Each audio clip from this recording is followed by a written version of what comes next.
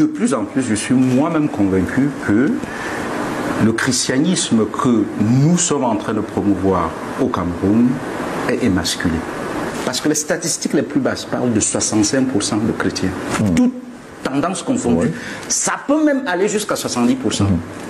On ne peut pas être dans un pays où chaque jour, ces 70% vont s'asseoir à l'église pour prier, dit-on. Et en même temps, le pays est dans l'état où il se trouve. Mais en fait, qui bousille ce pays? C'est les chrétiens. Non, disons-le. Les 70%, s'ils veulent changer ce pays, ils peuvent le changer. Je ne dis pas que les musulmans sont des saints, puisqu'en général on dit qu'ils sont une trentaine pourcentage. Mais si vous avez 70%, vous pouvez peser sur la balance des vertus dans ce pays. Quand on parle quand on parle de la justice sociale. De la justice sociale. Mais qui sont les magistrats?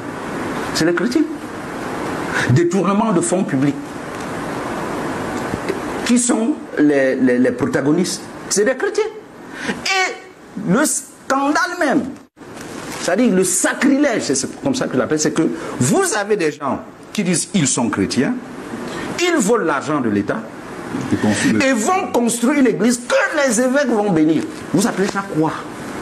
Pour moi, c'est un sacrilège. Ils volent l'argent des pauvres. Parce que cet argent aurait dû aller dans les écoles, dans les hôpitaux, sur les routes, dans l'eau, dans l'électricité, dans le carburant. Mais quand on le prend, on va construire des églises et on demande au clergé d'aller bénir. Je dis, mais vous bénissez quoi?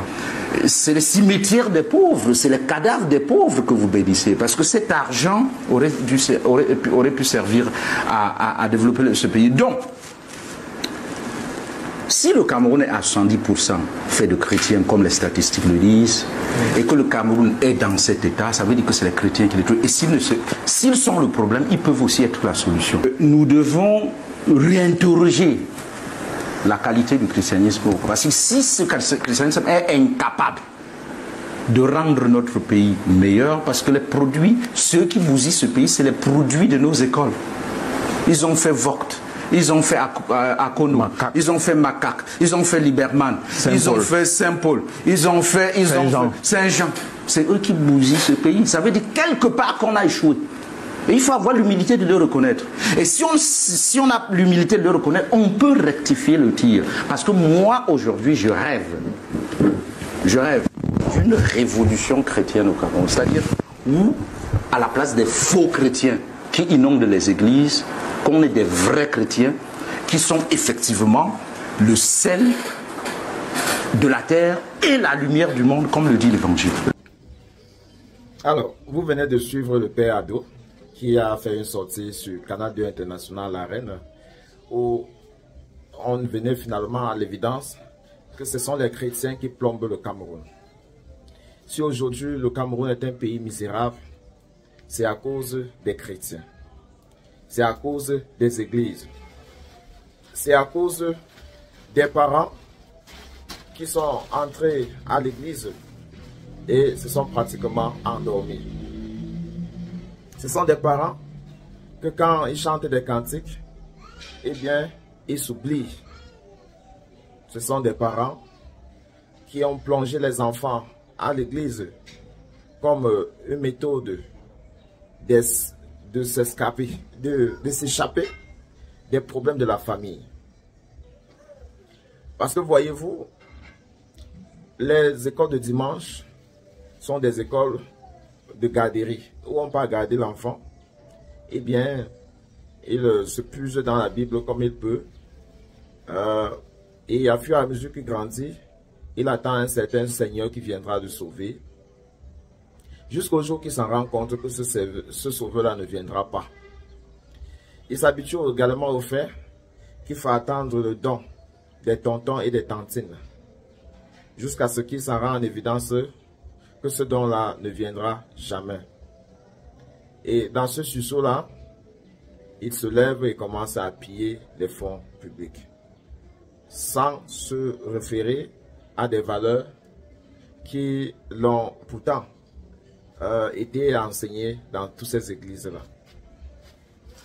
Cela s'est passé 10 ans, 20 ans, 30 ans, on en a 41 ans. Jusqu'à là, ces mêmes parents refusent d'accepter leur tort.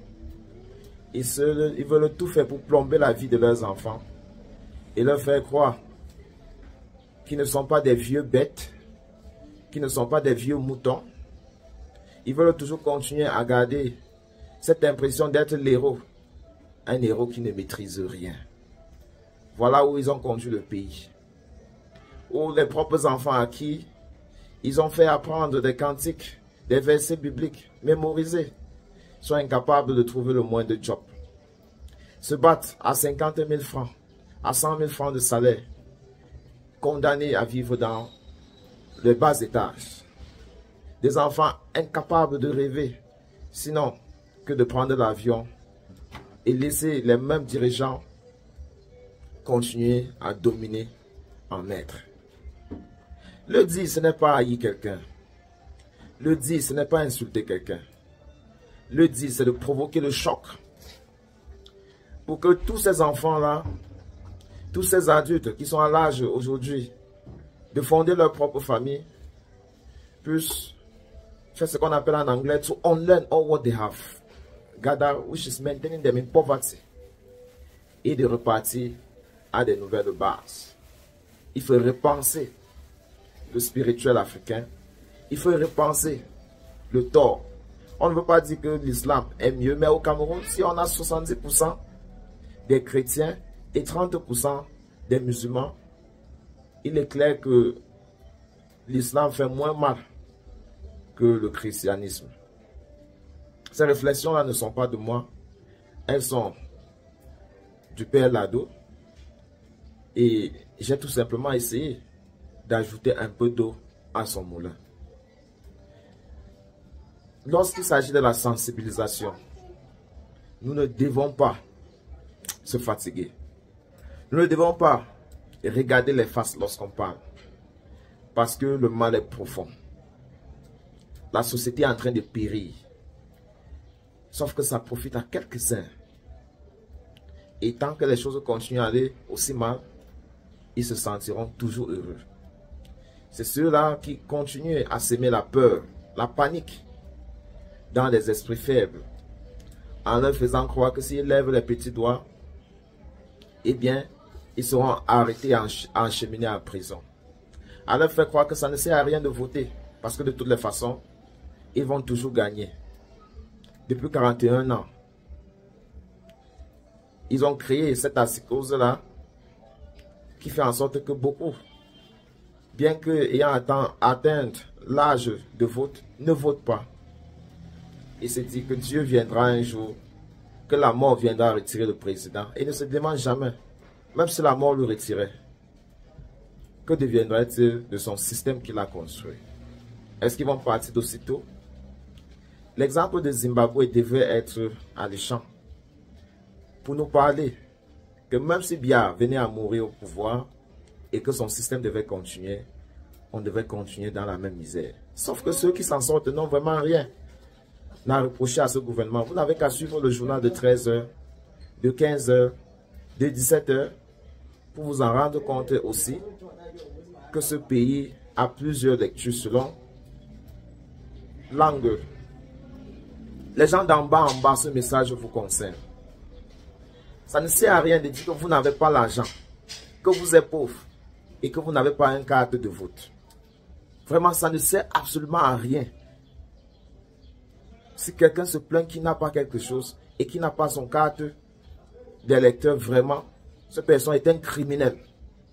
Oui.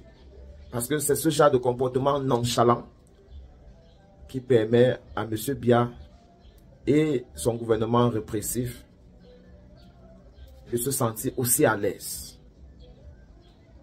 À bon entendeur, salut.